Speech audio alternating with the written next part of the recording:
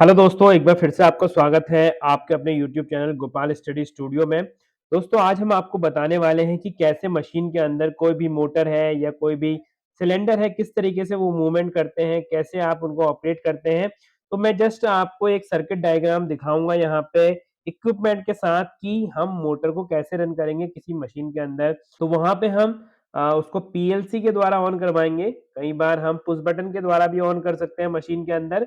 लेकिन मैं यहाँ पे ऑटोमैटिक मशीन्स का आपको दिखाऊँगा कि किस तरीके से सीएनसीज़ मशीन जो होती है हमारी, जो फुल्ली ऑटोमेटिक मोड में रन करती हैं, तो उसके अंदर किस तरीके से सर्किट बनाया जाता है। तो दोस्तों सबसे पहले इसको समझते हैं कि 2 तरीके के सर्किट होते हैं। किसी भी मोटर को कंट्रोल करने के लिए, चलाने के लिए, वहाँ पे एक होता है पावर सर्किट। पावर सर्किट जिसमें हेवी सप्लाई हमारी आती है जैसे कि 220 वोल्ट या 440 जो कि हमारी मोटर को चाहिए रन करने के लिए। तो वहाँ पे जो पावर होती है मेन, तो उसको पावर सर्किट के थ्रू आती है जिसमें हाई वोल्टेज हमारा फ्लो होता है, हाई करंट फ्लो होता है, तो वहाँ पे वो पावर सर्किट हमारा होता है। दूसरा सेक्शन होता है हमारा कंट्रोल सर्किट। कंट्रोल सर्किट क्या होते हैं दोस्तों? जैसे कि हमारे input output module, PLC circuit जो होता है, जो कि वहाँ पे उसको ऑन ऑफ कराने के काम आता है। जैसे कि मोटर को सपोज़ हमें कंट्रोल करना है कि किस पोज़ीशन पे या किस पर्टिकुलर ज़ोन में हमें उसको ऑन या ऑफ करवाना है, तो उसके लिए कंट्रोल सर्किट वहाँ पे मदद करता है। लेकिन मोटर को चलाने के लिए जो पावर चाहिए वो पावर सर्किट की मदद से मिलती है। तो पावर सर्किट अगर हम मोटा-मोटा समझें तो पावर सर्किट में हाई वोल्टेज फ्लो करती है वहाँ पे, ये डेंजरस होता है इनको पावर सर्किट पे अगर आपको कुछ भी काम करना है तो नॉर्मली आपको मशीन को शट डाउन करना चाहिए ताकि वहाँ पे कहीं भी पावर सोर्स से पावर ना आए। कंट्रोल सर्किट में आप कई बार पावर ऑन की कंडीशन में भी काम कर सकते हैं बशर्ते वहाँ पे 24 वोल्ट आपका आ रहा हो। कई बार कंट्रोल सर्किट में भी हम 220 वोल्ट का प्रयोग करते हैं। अब आगे चलते हैं दोस्तों तो सबसे पहले मैं बताता हूँ आपको कंट्रोल सर्किट का ये एक पार्ट है पीएलसी। दोस्तों पीएलसी का मतलब प्रोग्रामेबल लॉजिकल कंट्रोल या प्रोग्रामेबल लॉजिक कंट्रोल होता है। तो यहाँ पे मतलब कि हम इसके अंदर ये पीएलसी के अंदर हम प्रोग्रामिंग करते हैं। इसमें लैडर लॉजिक आपने सुना होगा। लैडर के अंदर ये लैडर जो होता है वो सब प्रोग्रामिंग हमारी लैडर के थ्रू यहाँ पे होती है। यहाँ पे इनपुट मॉड्यूल कुछ होते हैं, इनपुट मतलब कि यहाँ पे इनपुट अलग-अलग होते हैं जैसे कि सेंसर, लिमिट स्विच। तो जो भी मशीन के अंदर हम इनपुट ले रहे हैं आउटपुट को ऑन करने के लिए तो वो सारे यहाँ कनेक्ट रहते हैं और यहाँ इस तरफ आउटपुट रहते हैं हमारे। ये देखिए सारे आउटपुट हमारे ये वायर कनेक्ट है और ऊपर की तरफ सारे इनपुट कनेक्ट है। कहीं पे हमें एक्स से दिखता है इनपुट और आउटपुट को वाई से दिखाते हैं। कहीं पे आउटपुट को क्यू से दिखाते हैं, इनपुट को आई से दिखाते हैं। तो इस तरीके से अलग-अलग मेक जो है, अलग-अलग मैन्युफैक्चरर जो है, वो अलग-अलग डिस्क्रिप्शन का या अलग-अलग नोटेशन का वहाँ पे यूज़ करते हैं। तो पीएलसी नॉर्मली यूज़ होती है कंट्रोल सर्किट के लिए कि मतलब इसमें हम कई तरीके के इनपुट, कई तरीके के आउटपुट का कॉम्बिनेशन से हम कंट्रोल सर्किट को बहुत ही आसान कर देते हैं। बहुत ही कम स्पेस में हम कंट्रोल सर्किट अपना बना सकते हैं। वायरें बहुत कम हो जाती हैं इसके थ्रू कई क्योंकि कई इनपुट से हम एक इनपुट से कई तरीके के आउटपुट को हम ऑन करा सकते हैं। तो पीएलसी बहुत ही कम स्पेस घेरती है। यहाँ पे अगर मैं बात करूँ इलेक्ट्रिकल पैनल की बात करूँ तो पीएलसी की मदद से हमारा सर्किट बहुत ही छोटे हो जाते हैं। वहाँ पे वायरिंग बहुत ही कम हो जाती है और ये आजकल की जो टेक्नोलॉजी है वहाँ पे पीएलसी एक कॉमन चीज़ हो चुकी है और ये एक तरीके से हमारा ऑटोमेशन को यहाँ पे बहुत अच्छे से सपोर्ट करती है। उसके बाद पीएलसी की तो ज़रूरत होती है मोटर को ऑन कराने के लिए। दूसरा हो गया हमारा एमसीबी। तो एमसीबी मिनिएचर सर्किट ब्रेकर जिसको हम कहते हैं। तो एमसीबी का यूज़ नॉर्मली करा जाता है एक तरीके से जैसे आपने देखा होगा ना कि घर में स्विच होते हैं ऑन ऑफ के, वैसे ही एमसीबी होती है। मतलब एमसीबी को एक तरीके से आप स्विच ले लीजिए।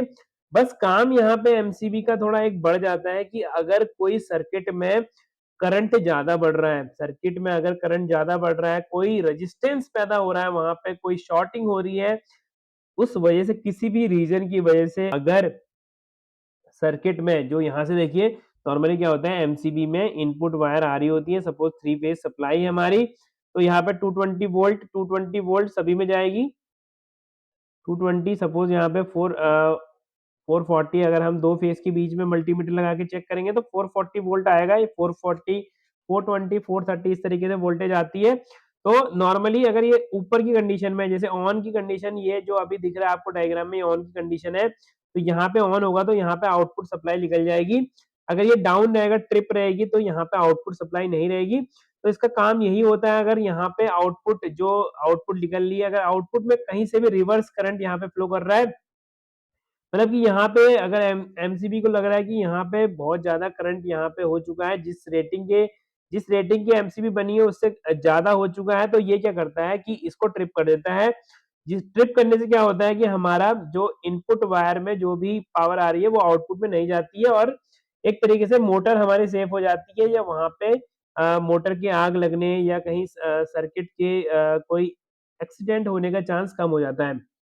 तो मिनिएचर सर्किट ब्रेकर यानी कि एमसीबी को यूज किया जाता है प्रोटेक्शन के लिए, मोटर की प्रोटेक्शन के लिए, उस सर्किट के प्रोटेक्शन के लिए यूज किया जाता है। अब बात करते हैं दोस्तों कॉन्टेक्टर का। तो अब उसके बाद जो सप्लाई जाती है, एमसीबी सबसे पहले लगी रहती है, मेन वायर जो आती है सबसे पहले एमसीबी के इनपुट में आती है, फिर आउटपुट से निकलती है, फिर उसके बाद लगा रहता है कॉन्टेक्टर। तो उसके बाद ये वायर जो जाती है वो कॉन्टेक्टर में जाती है। इस तरीके से ये तीनों वायर चले जाएंगी कॉन्टेक्टर पे। अब कॉन्टेक्टर में दोस्तों यहाँ पे 3 वायर आपको जोड़नी है 3 फेज की, और यहाँ से आउटपुट निकलेगी। आउटपुट कब निकलेगी? जब कॉन्टेक्टर होल्ड होगा। जैसे कि मैंने बताया था एमसीबी एक स्विच की तरह हो गया, कॉन्टेक्टर भी एक स्विच की तरह ही है। यहाँ पे इनपुट सप्लाई आ रही है, यहाँ से आउटपुट जाएगी, बट डिसाइड ये कैसे करेगा, इसको आप कंट्रोल कर सकते हैं।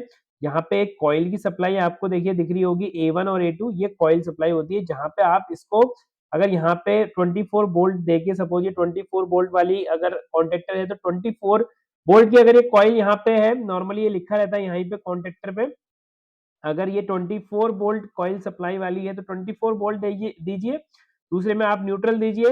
तो जब ये 24 वोल्ट आएगा यहाँ पे, न्यूट्रल तो क्योंकि हमेशा ही रहता है, तो जैसे ही 24 वोल्ट आएगा, यहाँ पे कॉइल है, सपोज जैसे मैग्नेटिक कॉइल रहती है ना, रिले, सपोज रिले की जैसी यहाँ पे अंदर कॉइल होती है, तो वो कॉइल जैसे ही ऑन होती है, यहाँ पे ये चीज जो हमारा बीच में है, जो हमारे बीच में पूरा पार्ट रहता है, एक स्विच की तरह ये ऑन कर देता है इसको।